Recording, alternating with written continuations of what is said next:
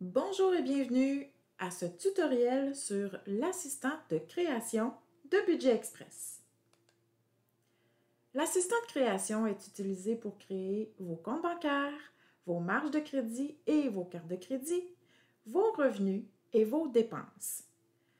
Les épargnes, les placements, les actifs et également tout ce qu'il y a de produits de prêts, donc prêts hypothécaires, prêts personnels, automobiles, étudiants et ainsi de suite, ne sont pas créés à partir de l'assistant de création. D'autres tutoriels vous sont fournis pour pouvoir continuer ou en fait créer ces éléments-là qui font partie de votre budget. La leçon numéro 1, l'importation et le début de votre budget.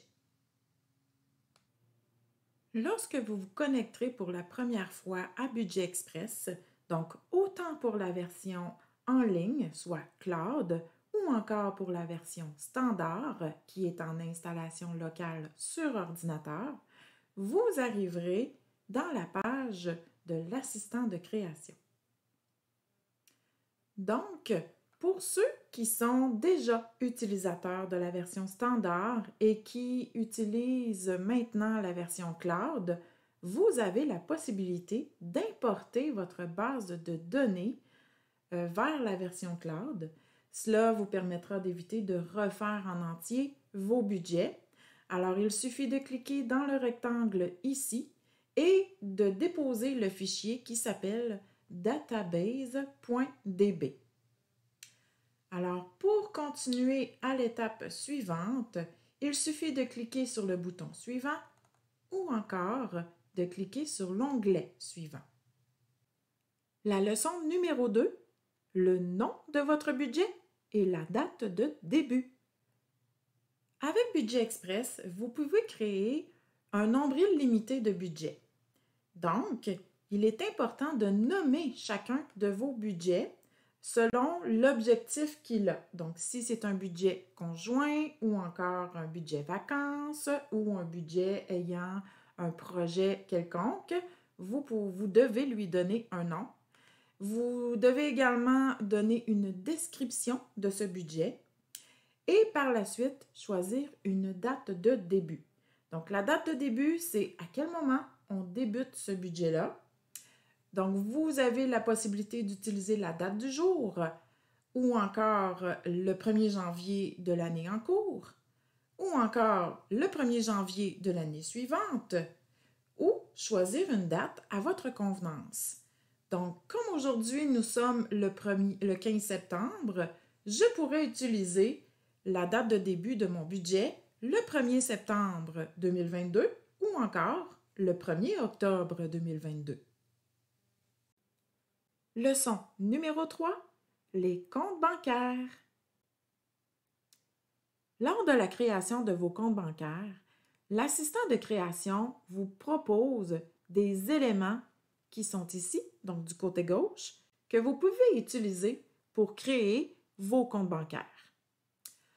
Chaque budget, il y a déjà du côté droit, donc ce sont vos comptes à vous. Il y a déjà un compte qui est là et qui est le compte principal. Donc, chaque budget a l'obligation d'avoir au moins un compte principal. Pour modifier les informations, on clique sur le crayon. On voit ici que dans sous-poste budgétaire, c'est barré. Vous aurez la possibilité de modifier le nom ici du sous-poste budgétaire dans l'onglet Configuration que l'on verra dans un autre tutoriel. Vous pouvez inscrire une description concernant ce compte. Comme par exemple, certaines personnes vont inscrire le numéro de compte ou encore une description comme compte vacances, quelque chose comme ça. On voit ici qu'à compte principal, c'est inscrit oui. Donc, ce compte est le compte principal. Pour pouvoir modifier votre compte principal, vous devrez tout d'abord créer un nouveau compte et par la suite, vous aurez la possibilité de bouger cet onglet-là. Donc, on inscrit le solde bancaire le solde bancaire correspond au solde de la fin de la journée. C'est-à-dire que vous devez tenir compte des transactions qui auront lieu dans la journée. Donc, si vous faites votre budget en date du 15 septembre, comme aujourd'hui, bien, il y aura peut-être des transactions que vous ne voyez pas actuellement dans votre compte bancaire, mais vous devez absolument inscrire le solde qui tient compte déjà de ces transactions. Ici en bas, vous voyez taux et limite. Ne pas tenir compte de ces deux éléments-là, puisque présentement, Budget Express ne tient pas compte des calculs, des intérêts ou des rendements. Donc, c'est un projet qu'on désire mettre en place prochainement. On espère que ce soit quand même assez rapidement. Alors, lorsqu'on a terminé d'inscrire les renseignements, on inscrit « Enregistrer ». Comme je n'ai pas fait de modification, il m'arrive un message et voilà. Et on ferme. Pour ajouter un nouveau compte, on clique sur le petit carré et on traverse du côté droit. Maintenant, même processus, on entre les renseignements en cliquant sur le petit crayon. Et si on veut retirer un compte, on clique sur la poubelle. Leçon numéro 4, la création des marges de crédit et cartes de crédit. Dans l'onglet Crédit, on voit qu'il n'y a absolument rien du côté droit, donc l'assistant de création vous laisse tout le loisir de créer le nombre de cartes de crédit ou de marges de crédit que vous avez besoin de créer ou que vous avez et qui pourront servir pour payer des dépenses.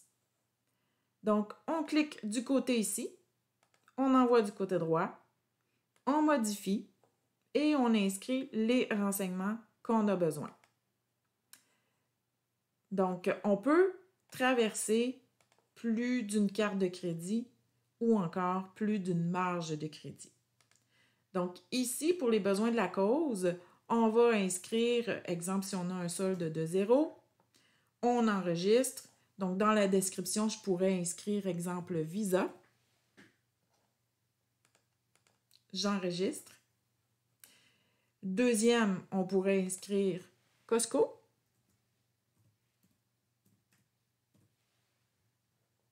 On inscrit le solde et on enregistre. Leçon numéro 5, la création de vos revenus. Du côté des revenus, on voit que l'image du côté gauche est un petit peu différente. Alors, la raison, c'est que c'est segmenté. Donc, on peut avoir le segment paye et avantages sociaux, le segment retraite ou encore revenus divers. Donc, si on clique sur le rectangle, on voit apparaître beaucoup plus de choix. Donc, même principe, on clique sur le petit carré, on traverse, on inscrit les informations. Comme par exemple ici, ce rectangle-là est différent parce qu'on va ajouter une fréquence, c'est-à-dire est-ce qu'on est payé à la semaine, aux 2 semaines, au mois ou bimensuel. Donc bref, il y a plusieurs fréquences qui sont disponibles en fait. Donc si, exemple, on a une paye de 800 $ par semaine, dans l'onglet ici, choisir la fréquence, on va aller choisir semaine. Et si c'est aux 2 semaines, on dit c'est à toutes les 2 semaines ou encore à toutes les 1 semaine.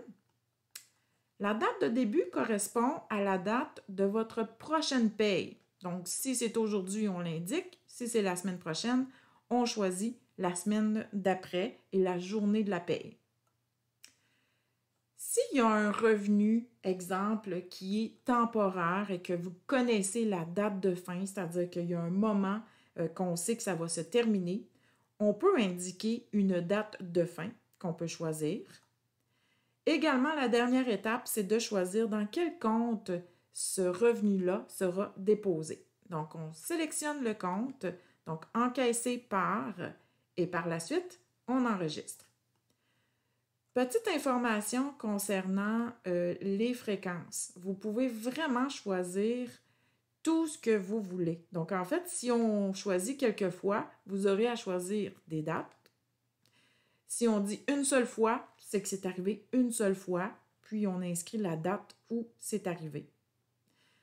Ou encore que vous prévoyez que ça l'arrive. Alors, bref, c'est important de choisir de bonnes fréquences. Leçon numéro 6, la création de vos dépenses. L'étape la plus importante, également la plus longue, c'est de créer les dépenses. Donc, ayez en main toute la liste ainsi que les fréquences quand vous prévoyez qu'aura lieu la dépense. Donc, même chose que pour les revenus, on vous suggère des segments. Donc, ici, au niveau de l'alimentation, épicerie, on peut cocher ici, on l'envoie du côté droit. Et on va aller inscrire un budget, c'est-à-dire on se donne quoi comme limite de dépenses pour l'épicerie. Est-ce qu'on y va à chaque semaine ou à chaque 2 semaines? Vous pouvez également utiliser, plusieurs fois la dépense d'épicerie parce que peut-être que vous allez, je ne sais pas moi, une fois par mois chez Costco, puis une fois à chaque semaine dans une épicerie. Donc, vous pouvez vraiment moduler votre budget selon vos habitudes à vous. Alors, même chose, on indique les fréquences, à quel moment aura lieu la prochaine dépense, et ainsi de suite, et de quel compte ou de quelle carte ce sera effectué. Donc, est-ce qu'on va utiliser notre carte Visa? Alors, si oui, on enregistre.